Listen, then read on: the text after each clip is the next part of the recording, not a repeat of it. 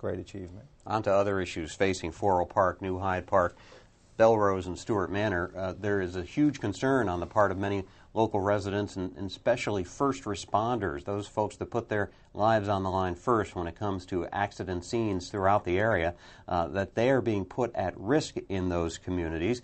Tom Alfano especially concerned about the hazardous materials that are being carried through on the rail tracks in the area by Long Island Railroad. Let's take a look at some remarks he made at a press conference in the area recently. We'll be back to talk with him some more. Ladies and gentlemen, when a freight train goes along these lines and transports hazardous materials, including radioactive materials, the people in these villages along the rail lines, especially the mayors and the first responders, have absolutely no notice of this occurrence. And that's a problem. It's a problem because in the eventuality or the event of a disaster, a derailment, or some other problem, and a leakage and a spillage that takes place that would jeopardize the people who live in these villages, the first responders would be called upon to answer this tragic circumstance, and they wouldn't know about it. They wouldn't know what they were dealing with, and that's plain wrong. The counties of Nassau and Suffolk received notice, and we're here today simple to plug a hole in the law and make sure that from now on, once we pass this legislation, that the villages receive the same courtesy, 24-hour notice, when there will be shipment of hazardous materials traveling through the rail lines along these village routes. It's as simple as that. Well, it just seems strange that the county would get notice when that sort of thing is going to be happening, but your local communities, the smaller communities, the villages aren't?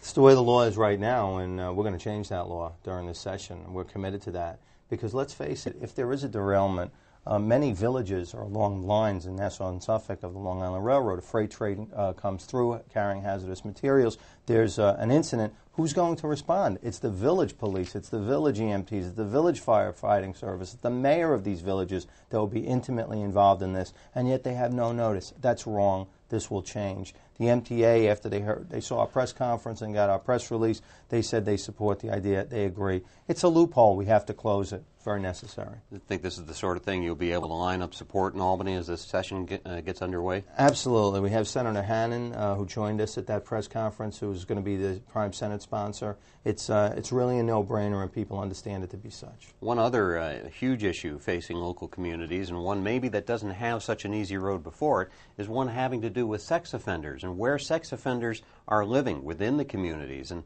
this is something we've talked about on this program before. If you folks haven't ever done this, you go on the internet and check out on the state's sex offender registry. You can type in your zip code and find out where sex offenders are living in your communities, if indeed they are, and I think you might be surprised by some of the results you see.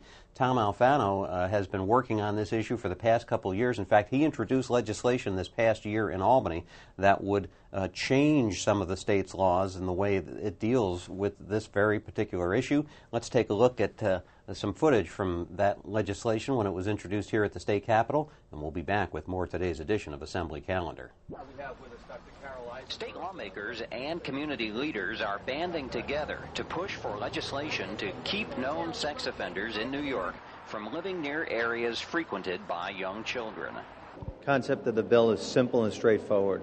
Convicted sex offenders, level 2 and level 3, the worst of the worst, the most dangerous to our children, should not be housed within 3,000 feet of motels or hotels where schools are, where daycare centers are, where churches are, where recreational facilities like parks are for children. Parents are concerned with reports placing known sex offenders at a West Hempstead Turnpike motel, just blocks from a number of schools, churches, playgrounds, and daycare.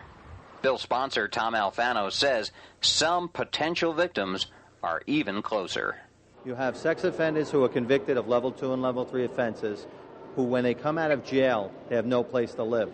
That the state then gives them a housing allowance and allows them to stay in motels where some families on public assistance are living.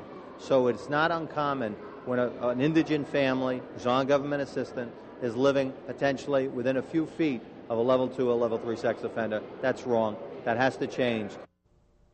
That report there focused in on a couple of the high-profile hotels, motels in the area in which this can be a problem.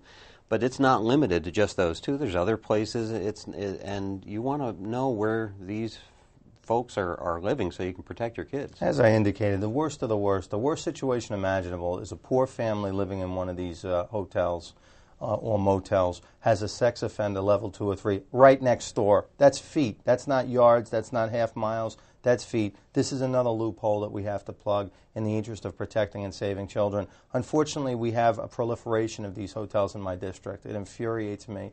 It infuriates most of the communities. In West Hempstead, we have the Courtesy Motel, which is allowed to stand. The owner wants to sell it. The town has to get this resolved, has to sell that hotel and put up some residential community where people can live. As you know, we have a shortage of housing on Long Island, yet we have a plethora of these low-rate motels where pedophiles can live and where people can be a blight on the community. It doesn't make sense. And to have, as you said, the families that need to maybe live for a while in those very facilities, right in there with the pedophiles, with the sex offenders, it makes your skin crawl just a little bit. It's wrong. It's not fair. It's a human rights issue for the families, for the children, to protect children.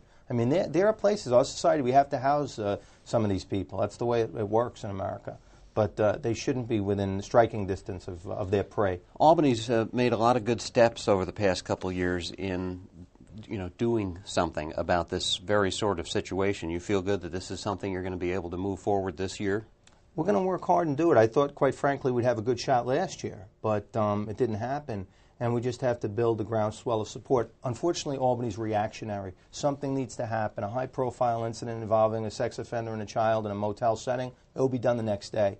But unfortunately, we don't want that to happen. We have to do our job lobbying our fellow members to bring this to the top of the list. And determined to end this program on an upbeat note. We've got just a few seconds left where I'm going to ask Tom Alfano to tell us about a grant that he has put in place for the Floral Park High School. We've got music involved in this. Yeah, I mean, they have a wonderful band in Floral Park, and they needed new instruments, and they needed their piano to be retuned and reconfigured. And they also have a phenomenal model congress. And unfortunately, we were able to put $20,000 in state money into that wonderful school, that School of Excellence, the school that received the U.S. News and World Report Silver Award for Academic Excellence. We wanted to bring more music into the school, and I'm very happy and proud that we're able to do that recently. More music is always a good thing. Tom Alfano, we want to thank you for joining us today. If you folks want to reach out to your representative, you get a hold of Tom Alfano at his office here in Franklin Square. Dial 437-5577. As we thank Tom Alfano for joining us for this program today, we thank you folks too, and we'll hope to see you all soon for our next edition of Assembly Calendar.